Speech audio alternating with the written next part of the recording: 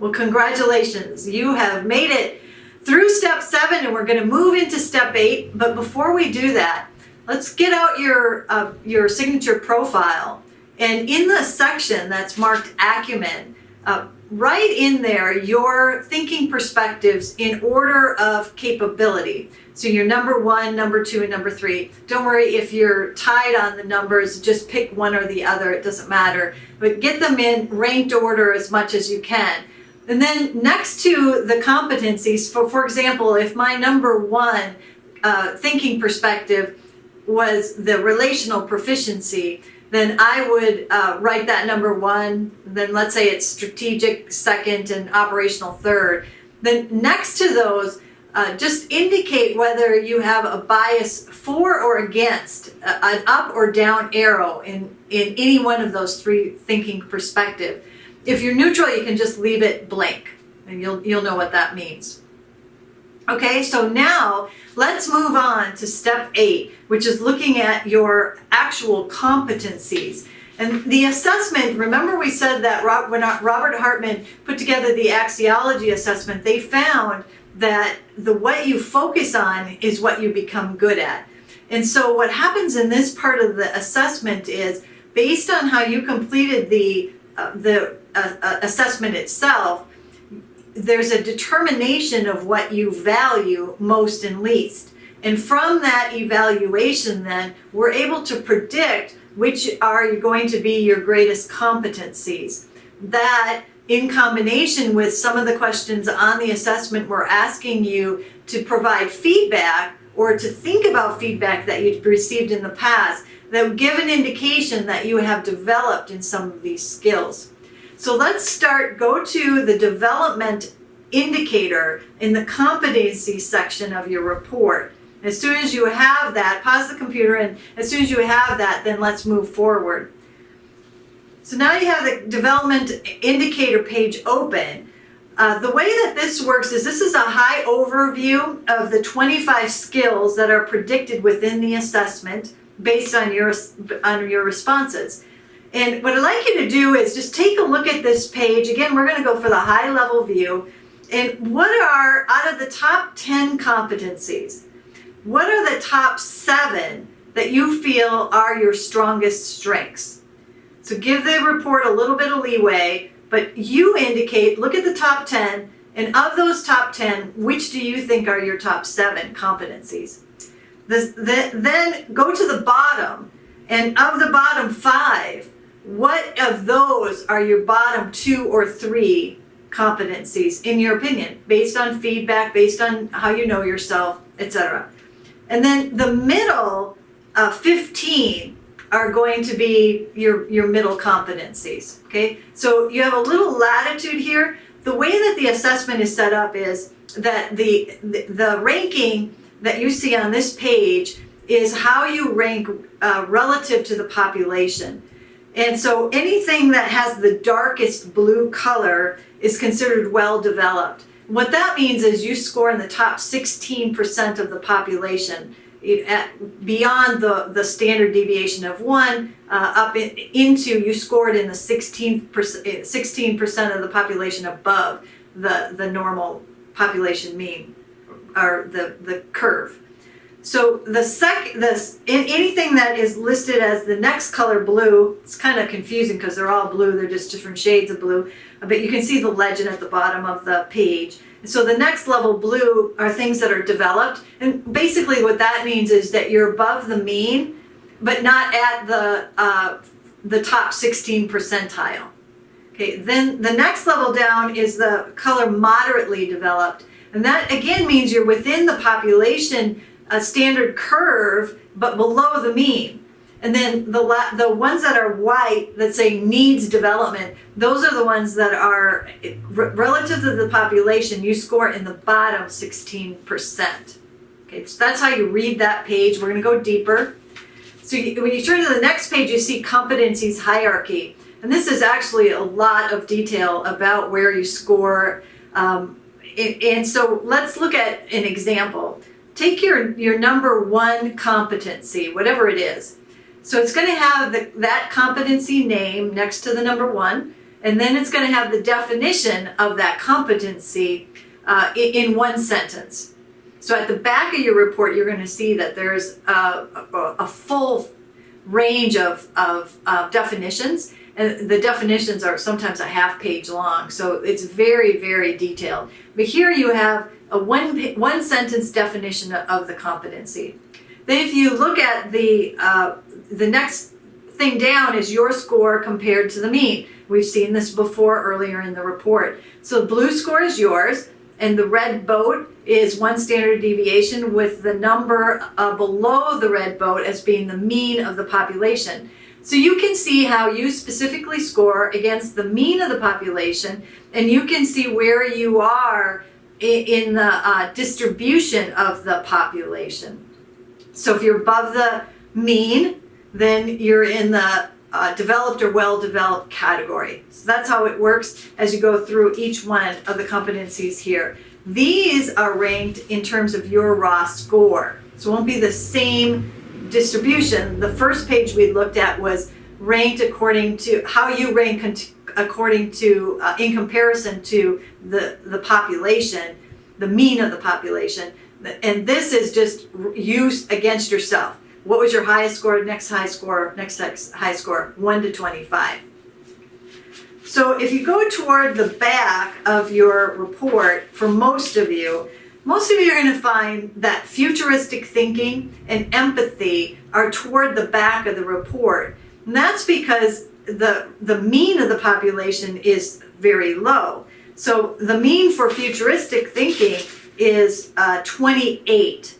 Right? So even if you scored in the developed, in the well-developed category, most of the time you're still going to end up, it's going to be toward the back of the ranking, usually on the last page.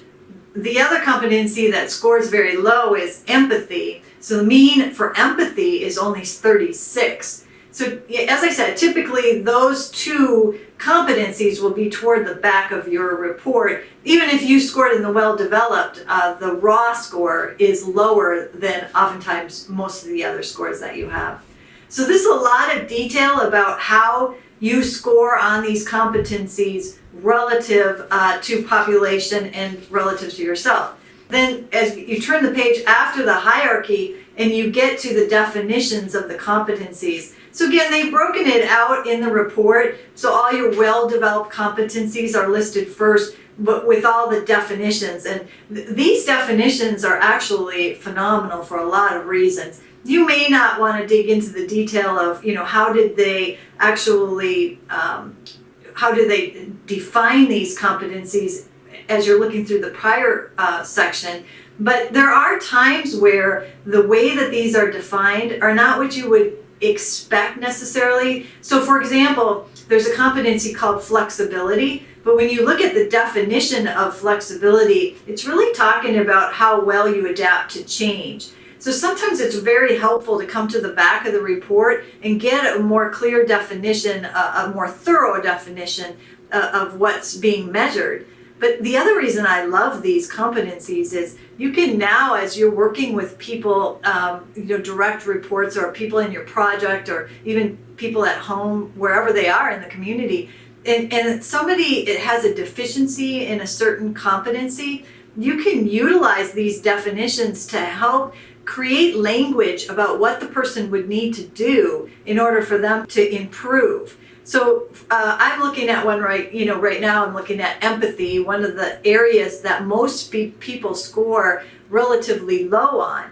And let's say that you wanted to help, one of your kids at home begin to develop more empathy, or you're coaching a team, or you're a project leader, whatever the case might be. You want to help someone develop empathy. Well, it gives you here 7 bullet points about behaviors that you would want to see that would demonstrate that the person is skilled in empathy. And so it's a really good coaching tool for trying to, helping to develop people in ways that are behavioral, that they can tell whether they're making progress or not making progress. So there's lots of great ways to use these definitions. So what I'd like you to do now is just go through your report and discern, pay attention to where are those places where you're above the mean, which we'll call strengths, and where are those places where you're below the mean, which we'll call development opportunities.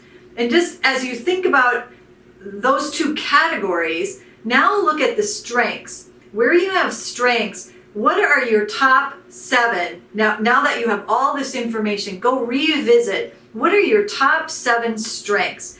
And as much as this assessment is as reliable as they get, it's been validated over and over, it's got tons of studies associated with it. I never want for a piece of paper and an assessment tool to define who anybody is.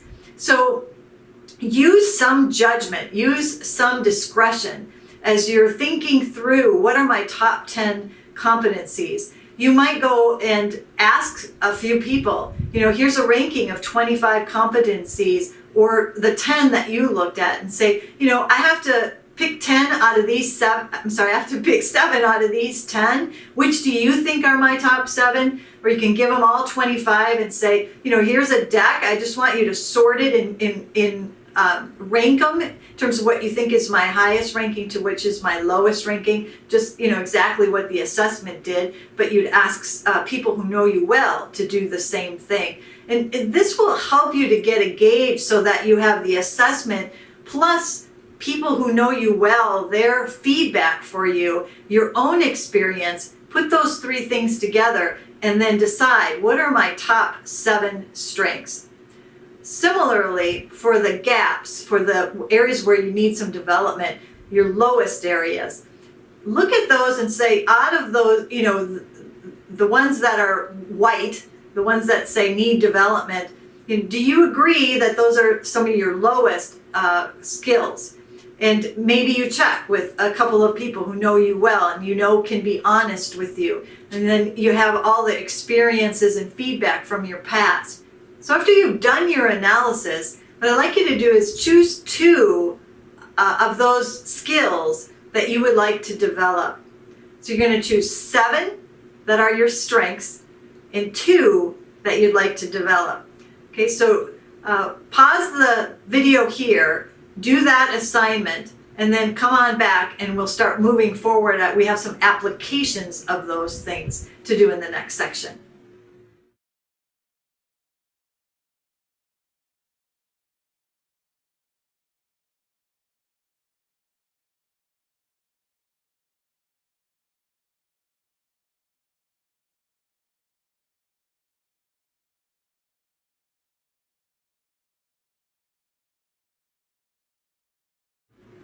Okay, now that you have your top 7 strengths and your 2 areas that you want to develop, grab your signature strengths profile and find the place where it says top skills, and I'd like you to rank your number 1 through your number 7 top skills in order. You can pause the video here and complete that assignment. Well, congratulations! You've just completed your signature strengths profile. It's a 1-page summary of all the strengths that make you a unique and impactful leader. So, remind yourself that you started by looking at what you want your whole life to be when we took a look at that life wheel. And then you thought about where you wanted to direct your life. So at the age of 70, what kind of accomplishments and sentiments and rapport have you developed over that period of time? And then we looked at what are the values that direct your life, the things that help you in your moral compass to make good decisions and to take actions that you can be proud of. And then we looked at your beliefs, and these are the mindsets that are going to make you successful. These are the fuel, the power that you have that direct triumph and strength in your life. And then we looked at your communication and what makes you unique in how you connect with people, how you send messages, and how you engage with people, teams, and audiences of people where you want to make an impact. And then we looked at your driving forces. These are the passions of your heart, the reasons why you do the things that you do, and creating messages that can influence people because you connect with what they care about, what's important to them. Then we looked at your acumen and what is your thinking perspective and how do you approach problems versus how other people might approach them, and looking at how you can even complement one another in all these different spheres. And finally, we looked at skills. What are your competencies as a leader, your top competencies as a leader? And I want to talk about that for just a second here. The competencies of a leader are things that, no matter what problem or opportunity comes in front of you, you utilize these competencies to ensure that you can be successful in implementing the skills that are necessary for actions to take place.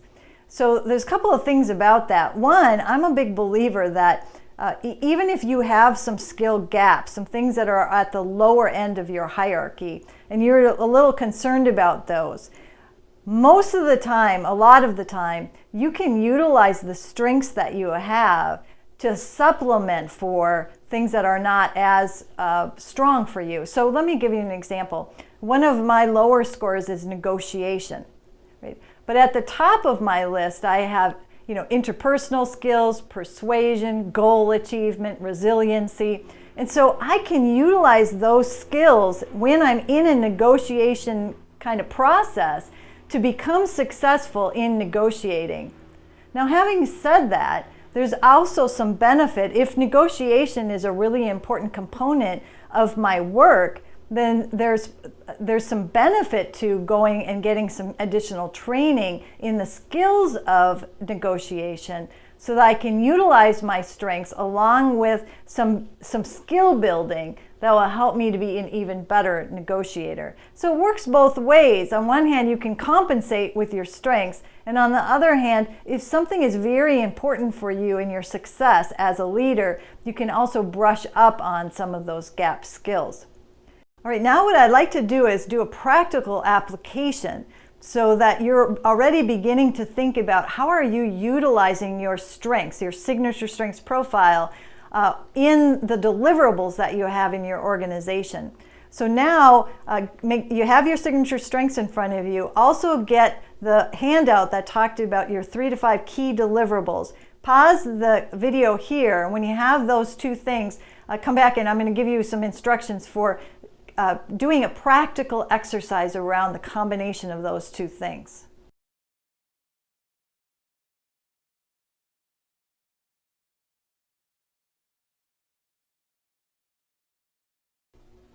Now that you have your deliverables in front of you and your strengths in front of you, what I'd like you to do is for each one of the deliverables, the 3 to 5 deliverables you have on that page, correlate the strengths that are going to help you to be most effective in those deliverables.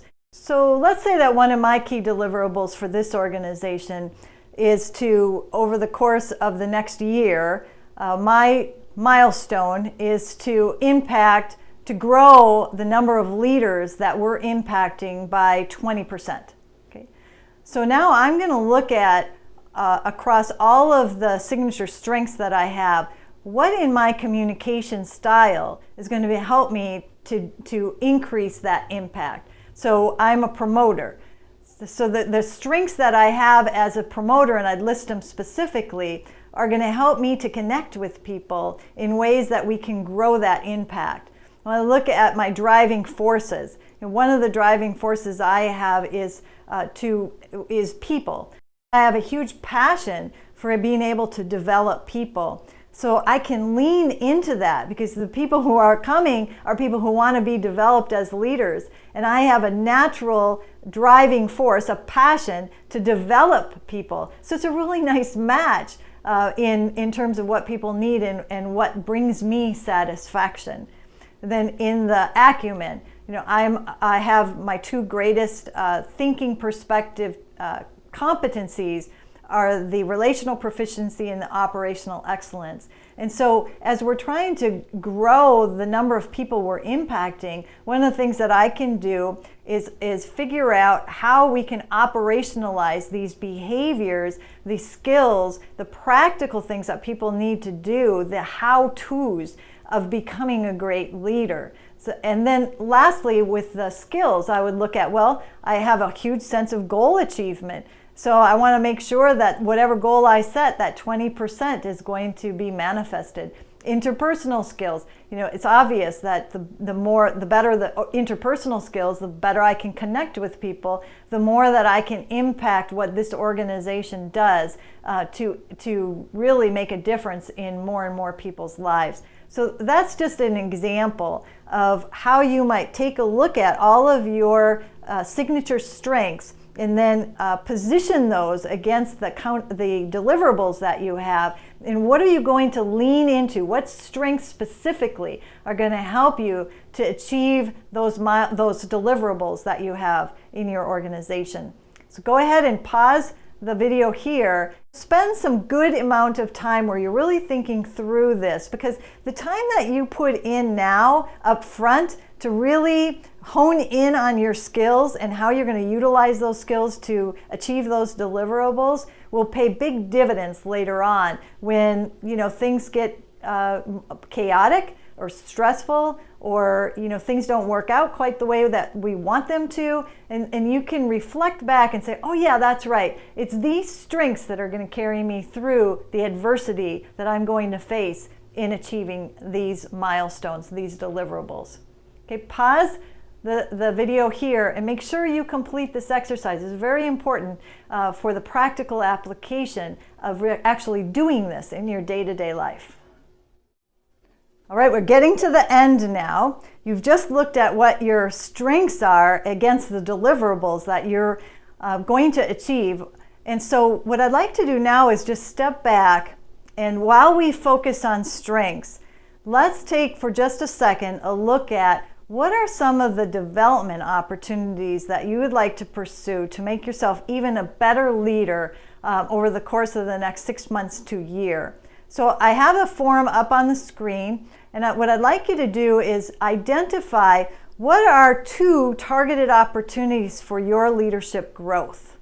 And then number 2, what are some measures that you can monitor yourself against so that you'll know that you're making progress? Deming said that if you're not measuring it, it's probably not going to get done. So identify for yourself, what does success look like? Picture that. Maybe even create a metaphor of what success will look like.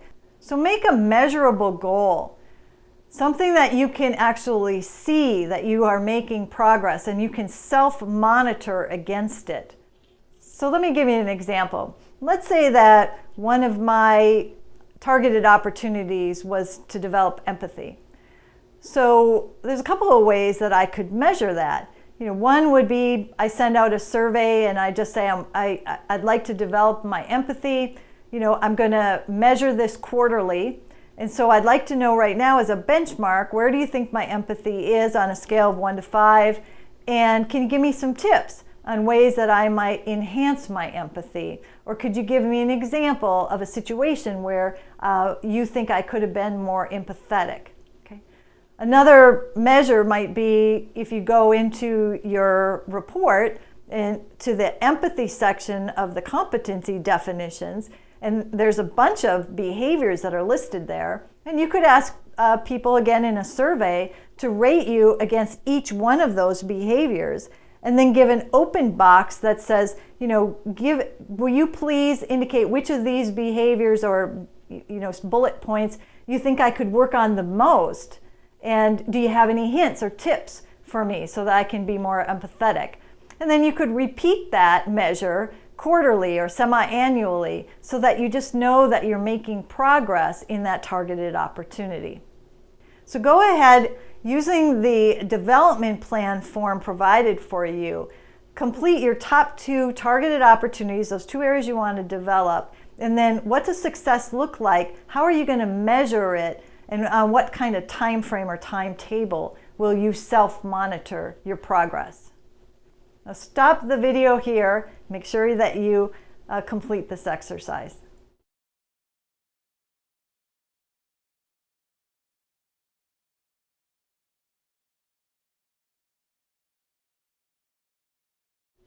I want to commend you for putting together your development plan and for holding yourself accountable to those things that you want to develop in yourself to become even a better leader. And then for having measurable ways that you can monitor yourself and ensure that you're making progress from now until a year from now. It's a way to go. You know, every leader that's great is always continually developing leadership skills. No one ever arrives. We're all always on the journey to becoming better leaders. Before we leave this section, I want to talk about those targeted opportunities and maybe just a little bit of extra incentive for you to develop and grow in those areas. I put out a book a while ago called 100 All-Time Best Leadership Quotes. And in this book, there are 100 different, leader quotes with a pretty cool picture, image, and then an attribute of great leaders. So I just opened it up at random. And here's one. It says, great leaders generate positivity. And the quote is, I've learned that people will forget what you said, people will forget what you did, but people will never forget how you made them feel. And that's Maya Angelou. So let me do another one at random. Here's one that says, great leaders dream big. Imagination is everything. It's the preview of life's coming attractions. Albert Einstein. So what I'd like to encourage you to do is pick up one of these books, the 100 All-Time Best Leadership Quotes from our website, and then page through the 100 quotes and find one that is going to inspire you in the one or two targeted opportunities that you have. Just put it up as a visual in your office, in your desk, at home on the mirror, wherever, where you'll be reminded daily about that aspiration you have for becoming an even better leader. Now we've come to the end of our journey of identifying your signature strengths and then developing a couple of things, and nobody can do more than a couple at once, a couple of targeted opportunities for you to grow your leadership skills to even the next level.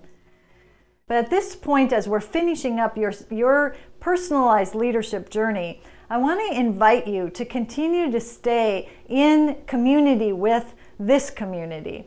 And that means through Facebook or Instagram, LinkedIn, YouTube, our website, or a combination of those things.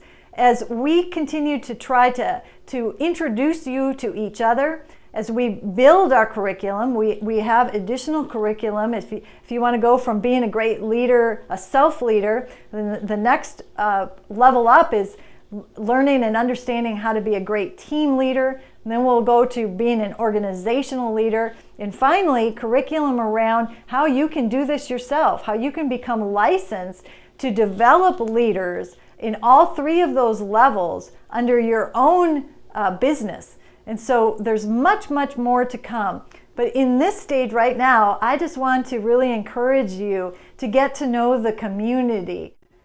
I'm inviting you to participate in this community, not just to grow your own strengths as a leader, though. It's also because it's in the collaboration, the interaction, the integration of all the skills and abilities that next-gen leaders have that will be able to impact the world as a group. No individual makes a big difference on their own. It's in combination and collaboration with others that we are able to make the biggest kind of impact. And so next generation leaders, you have it. The opportunity is there. The technology is there. Now is the time. There's no time like this in history before. And so it's about coming together as a team of next generation leaders, bringing your passions, your purposes, your causes, things you care deeply about, and your signature strengths together with others to be able to connect, serve, and impact the world.